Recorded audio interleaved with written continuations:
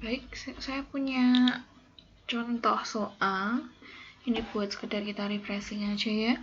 Saya ambilkan dari buku Raymond Chang juga, masih sama. How many hydrogen atoms are present in 25.6 grams of urea, which is used as a fertilizer in animal feed? And in the ini adalah tambahan aja.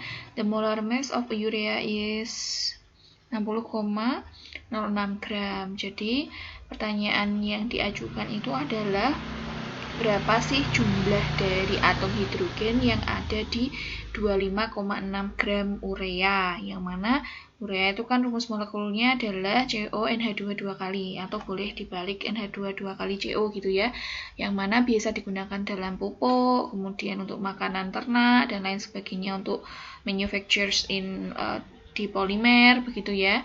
Nah ini maka kita kan pertanyaannya adalah, sebentar saya nyalakan. Pertanyaannya adalah saya tak coba pakai nih.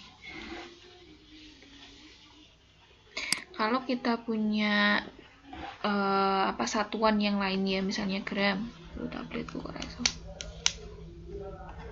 Enggak mau. Pen tabletnya tidak connect. Oke. Misalnya ini kan kita punyanya gram ya, bentuknya adalah gram di sini.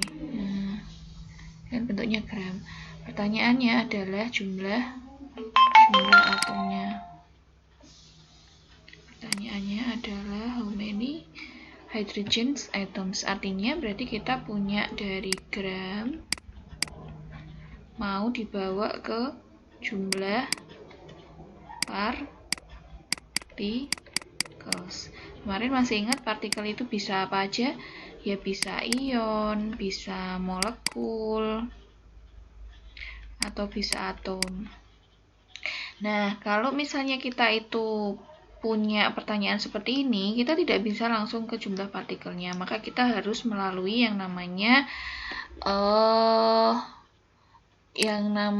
mol dulu. Kita hapus dulu deh, biar kalian enak gitu ya. Nah, biar bersih. Sekarang kita maka pertama itu langkah yang harus dilakukan kalau seperti ini, rubah semua satuan itu ke dalam mol dulu gitu ya. Rubah semua satuan ke mol. Ini ada gram, berarti kita masukkan dulu ke mol ya, baru nanti dirubah ke satuan apapun yang diinginkan. Kalau misalnya ini ke jumlah partikel, ya ke jumlah partikel. Nah,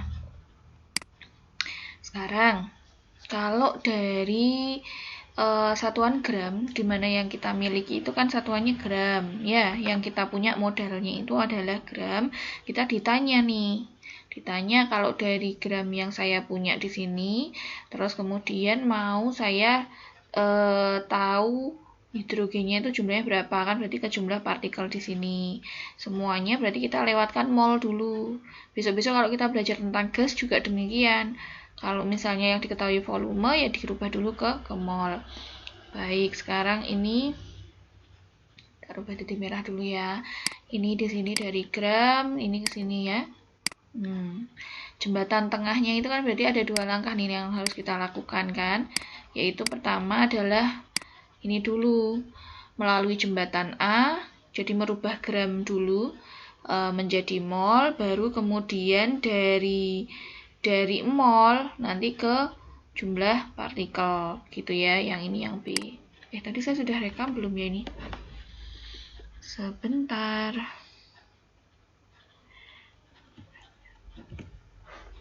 Saya kok lupa sudah ngerekam apa belum. Coba ya.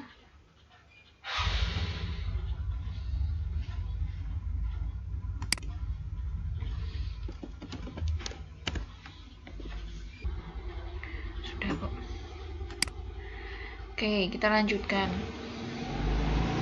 Nah ini, kalau untuk dari gram ke mol, jembatan tengahnya itu kita butuh yang namanya, untuk mengkaji hubungan antara gram per mol, ingat di sini kita butuh kemarin ya, molar mass atau massa molar. Kemudian kalau dari mol ke jumlah partikel untuk step yang B, kita butuh yang namanya L atau bilangan Avogadro. Terserah sih mau disimpulkan apa aja, yang penting kalian paham ya. Gitu ya, partikel. Nah, partikelnya apa? Partikelnya itu tergantung. Kalau misalnya partikelnya itu yang dimau adalah hydrogen atoms, ya kita berarti partikelnya nanti yang harus kalian cari adalah berapa jumlah atomnya, bukan molekulnya lagi. Oke, sekarang biar ini bersih. Ini kalian sudah catat ya, tak hapus ya. Oke, tak hapus dulu. Nah, sekarang kita langkah yang pertama adalah yang ke step A dulu. Step A tadi yang A apa? Yaitu merubah dari gram ke bentuk mol. Coba pakai yang ini ya. Step yang A, oh nggak kelihatan. Step yang A yaitu merubah dari gram ke mol, gitu kan ya. Nah, kita kalau kalian di SMA itu kan biasanya mol sama dengan gram per mr gitu ya. Nah, saya harapkan kalau sudah sampai di tahapan ini sih tidak menghafal lagi ya, melainkan kita pahami dulu. Tadi kan dari gram ke mol itu kan kita butuh yang namanya jembatan, yaitu adalah massa molarnya gitu ya. Nah, ini kita kalau massa molar dari urea ini kan sudah diterangkan di sini ya, ada di soal. Massa molar dari urea standarnya kan berarti massa molarnya. Massa molar apa kemarin? Ayo. Yaitu jumlah gram per molnya. Standarnya yaitu massa molar. Tak singkat gini aja ya. Massa molarnya siapa? Urea. Massa molarnya urea itu adalah 60,6 gram per mol. Gitu kan? Artinya berarti untuk setiap 1 mol kan satuannya 60,6 gram per 1 mol gitu kan. Berarti untuk 1 molnya itu adalah kalau kita timbang 66, gram. Gitu kan ya? Ini adalah standarnya. Ini adalah standarnya. Bentar, ini adalah standar di sini. Nah, lalu tapi kan kita nggak cukup punya standar. Yang dimau di soal itu apa? Nah, yang diketahui di soalnya itu cuma punya 25,6 gram gitu ya, bukan 60 gram. Kalau 60 gram itu memang 1 mol. Lah kalau 25,6 gram berapa? Logikanya nek 60,6 gram aja itu 1 mol, berarti nek 25,6 gram itu berarti lebih kecil atau lebih besar dari 1 mol nantinya. Good answer, bagus. Berarti kurang dari 1 mol sudah pastinya. Nah, ini kan variabel yang ada di sebelah kiri ini kan mol. Variabel yang ada di kanan kan gram. Ya, kita sesuaikan variabelnya. Yang diketahui di soal apa? Yang diketahui di soal adalah gramasi. Berarti di sini adalah 25,6 gram. Ini kalau direkam selalu seperti ini ya. Tabletnya enggak mau kalau pas direkam. Screen recorder. Nah, ini berarti ini kan berapa gitu kan, pertanyaannya kan gitu, ini berapa mol. Nah, berarti caranya kita pakai sebandingan aja. Nek 1 mol itu adalah 60,6 gram. Nek 25,6 gram berapa mol kan gitu toh. Langsung saja pakai nilai kesebandingan. Kalau di matematika ini langsung kita per, ini kita per gitu ya. Bisa kan tinggal perkalian silang, maka nilai X itu sama dengan 25,6 gram. Jangan lupa dituliskan satuannya, dikalikan dengan 1 mol dibagi sama berapa nak? Dibagi sama 60,6 gram gitu kan ya. Nah, tinggal kita corek-corek gitu kan. Corek-corek yang gram di sini kan berarti bisa kita coret ini, coret sama ini ya kan. Berarti satuannya tinggal apa nih? Tinggal mol kan. Nah, berarti berapa ini? Ya tinggal 25,6 dibagi 60,6, satuannya tinggal apa? Tinggal mol. Ini dihitung silahkan berapa itu. Kita hitung dulu ya. Yaitu Sebentar, saya hitung dulu. 25,6 sekitar 0, berapa ini? 0,43 ya? Iya, 0,4224 ya. Berarti 0,42 mol. 0,4224 ya, mol. Gitu. Sudah, jembatan pertama selesai. Artinya bahwa di soal itu kita punyanya 25,6 gram urea, itu nilainya sama dengan 0,4224 mol. Sekarang kita masuk ke step yang berikutnya, yang B. Ini silahkan kalian catat dulu. Kita ke step yang B. Tadi kita kan sudah nemu tuh ya. Apa tak tuliskan di sini coba wes. Tuliskan di sini tadi dari gram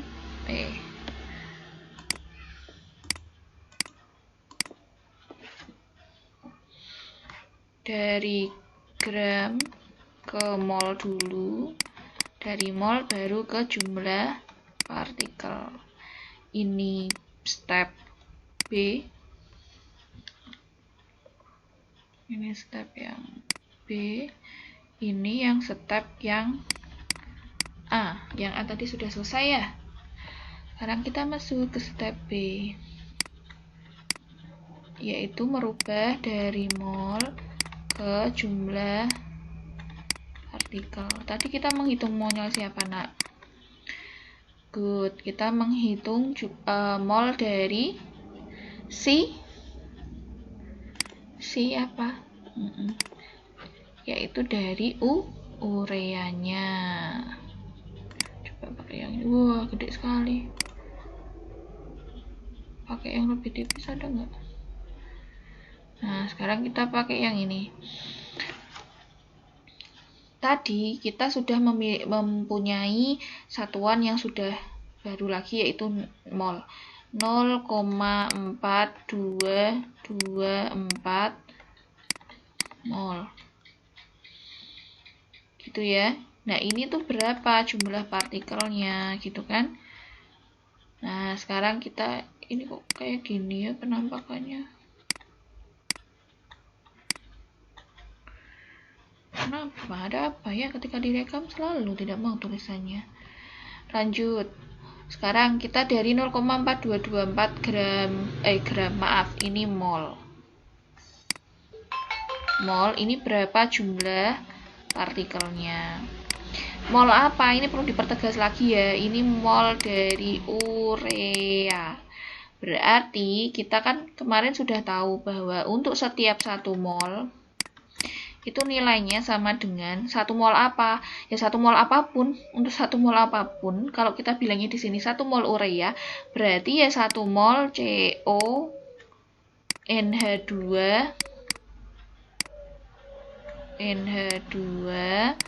2 kali gitu kan ya. 1 molnya ini itu isinya adalah 6,02 kali 10 pangkat 23. Isinya apa berarti ini di sini? Partikelnya apa? Ya partikel ini, CONH2 2 kali. Itu apa? Molekul kan, molekul senyawa. Ya, berarti isinya ada CONH2 2 kali. Jadi dalam 1 mol CONH2 2 kali itu, dia tuh dalamnya isinya kalau kita mau zoom in, diperbesar itu jumlahnya 6,02 kali 10 pangkat 23. Kalau di buku Cang 6,022222 ya. Kali 10 pangkat 23. Gitu. Nak, saya kelihatannya ini tadi bukan 60,6 deh. Di soal adalah 60,06. Maaf. 60,06 bukan 60,6. Berarti jumlah molnya tadi kita masih keliru, diperbaiki ya di catatan kalian. Jadi 25,6 dibagi dengan 60,06. Molnya adalah 0,426 atau kita bulatkan jadi 0,423. Ini tak hapus dulu deh. Ini berarti 0,423. Ya. Ini 0,423.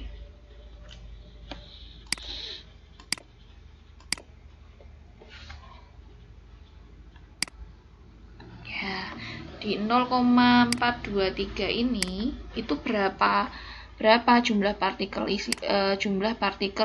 CONH2 dua kalinya gitu kan. Nah, sekarang nek 1 mol aja isinya 6,02 kali 10 pangkat 23 molekul CONH2 dua kali. Lah nek 0,423 itu berapa kan gitu toh? Sama kayak tadi konsepnya ya. Berarti yang satuannya sama taruh di sini. Berarti 0,423 mol sama tak gini aja ya. Mol CONH2 dua kali atau urea. Boleh juga kalian tulis 6NH2 dua kali CO, tidak masalah. Ini berapa kali atau jumlahnya berapa partikel kan gitu toh. Maka untuk nilai X-nya itu kita bisa tadi pakai kesebandingan senilai. Gini toh. Ini gini. Maaf ya, saya belum terbiasa dengan pen tabletnya, jadi agak lambat menulisnya. Berarti tinggal kita kalikan silang, yaitu gimana? Berarti 0,423 mol dikali 6,02 kali 10 pangkat 23 molekul CONH2 dua kali gitu kan, dibagi berapa? Dibagi 1 mol CONH2 dua kali. Nah, ini satuannya sama kan, bisa kita coret-coret gitu ya. Berarti nanti nilai X-nya tinggal berapa ini nak? Nah, tinggal kita hitung. Kan pembaginya 1 ya. Berarti tinggal kita hitung, yaitu kita kalikan dengan 6,02 kali 10 pangkat 23. Maka ketemunya adalah 2,57 ya. 2,57 kali 10 pangkat 23. Hati-hati, partikel di sini tadi yang kita hitung molnya CONH2 dua kali. Berarti di sini ada isinya adalah molekul. Partikelnya wujudnya kan bisa ion, bisa molekul. Karena CONH2 dua kali berarti molekul CONH2 dua kali. Jadi kalau pertanyaannya berapa jumlah partikel molekul CONH2 dua kali dalam 25,6 gram urea, kita selesai di sini. Jadi jumlah partikelnya itu dalam 25,6 gram urea itu, ini jumlah partikel atau isinya itu molekul yang bentuknya itu gelondong gitu ya. Gelondong itu apa ya? Satu satuan utuh CONH2 dua kali yang jumlahnya 2,57 kali 10 pangkat 23.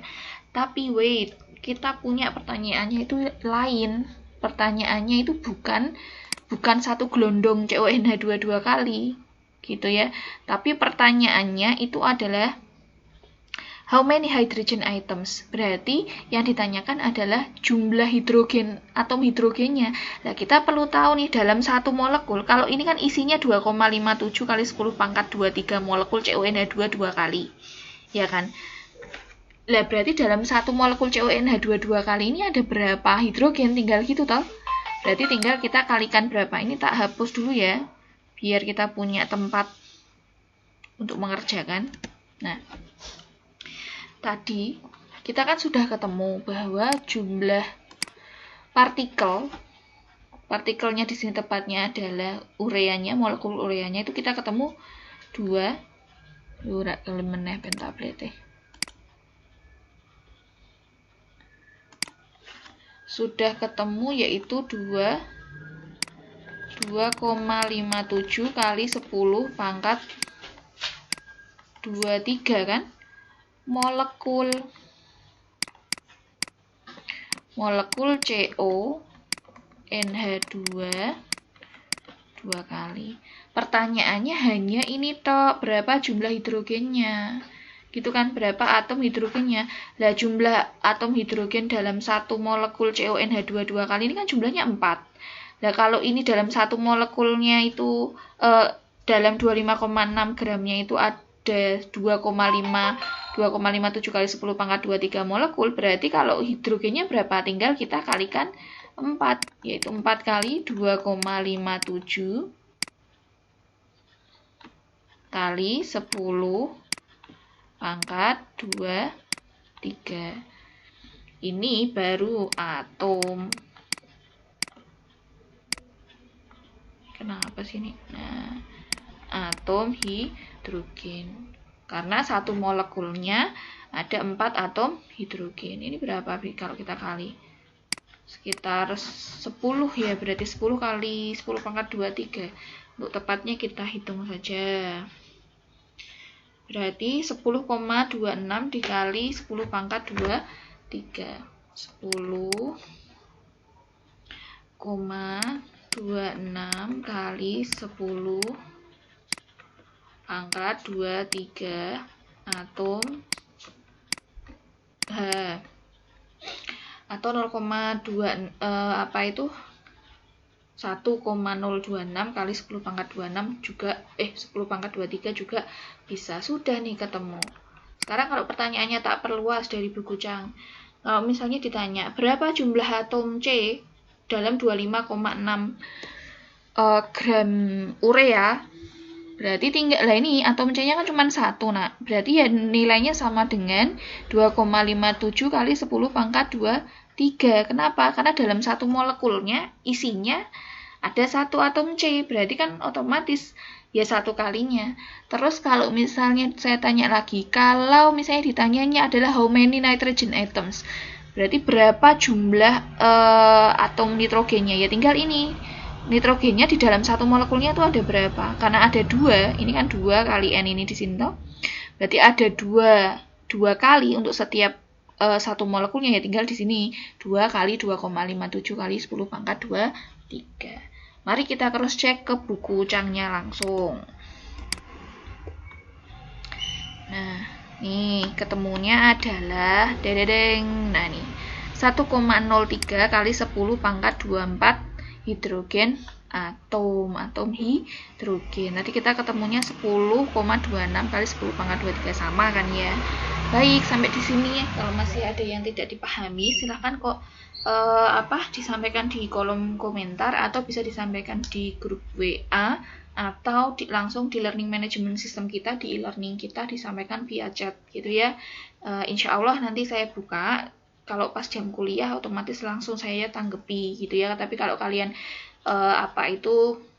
tanyanya di luar jam kuliah ya, maka nanti kalau pas saya melihat langsung saya tanggepi. Bisa di kolom komentar aja di bawah, enggak apa-apa. Gitu, semoga bermanfaat. Ini baru recall ya Nak ya, sebelum masuk ke materi sebelumnya. Tetap semangat, semoga bermanfaat, semoga Allah meridhoi. Assalamualaikum.